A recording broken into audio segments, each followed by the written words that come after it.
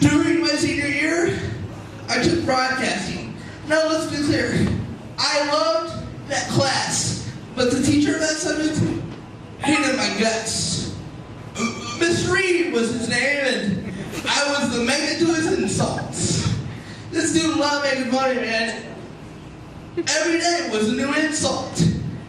I remember going into class one Monday morning, wearing a striped shirt, and Mr. Reed sees me in the shirt, and he says, "Hey Colton, I like this shirt. I like the stripes because they make you look skinny." "Oh yeah? Well that face makes you look like a pedophile."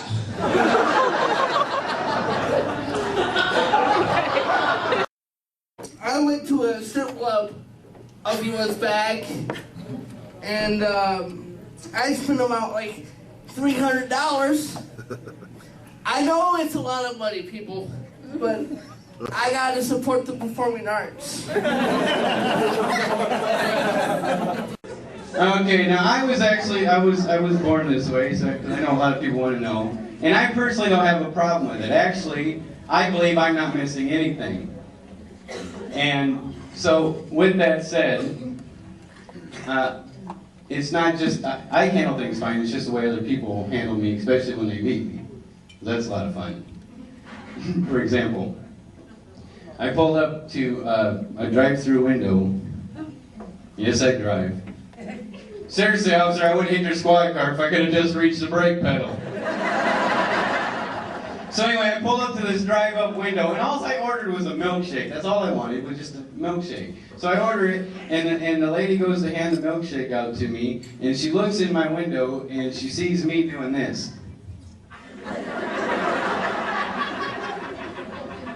Well, obviously it made her very nervous, because when she went to hand it out there, right when I go to wrap my stuff around the milkshake, she'd go, and so I'm like, lady, if you have to hand me the milkshake for me to get, and so we tried it again.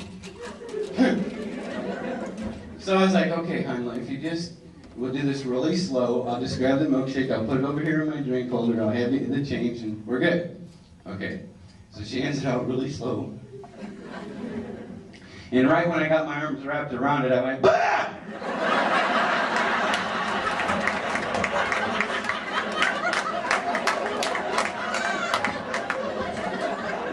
Now that's funny, except for the fact that it scared her.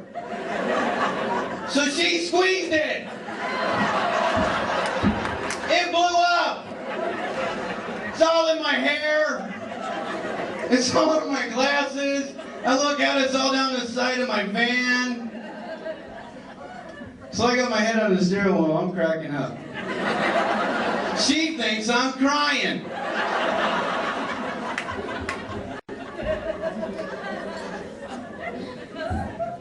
I went out to eat at this big fancy restaurant and ordered some finger food.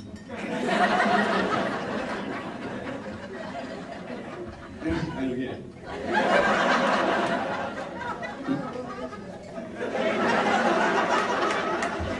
Wait, that's the one that John did. We all did it. 1, 2, 3. So anyway, I'm at this big restaurant, and this waitress comes out to take my order. Now, as soon as she gets out the door, you can tell she just sees me and goes. You know, it's like she does the things that I can tell when you're normally stalling. First of all, she takes the person's order to my immediate left, and then takes everybody's order all the way around the table, obviously saving me for last. So she takes the person's order on my right, finishes that order, and then she says to them, and what would he like? Well, my friend's like, I don't got any idea. If you want to know what he wants to eat, you're going to have to ask him. Now, I don't know if you've ever noticed that when somebody's got something that's different or what you would consider an ailment, that you also automatically assume that they have other problems going on there. So she leans over, puts her face right in my ear, and she's like, what would you like?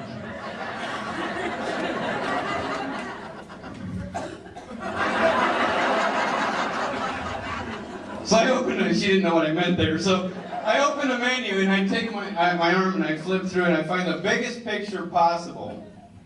And I take my arm and I stick it on the picture and I look it right square in the eye and I go,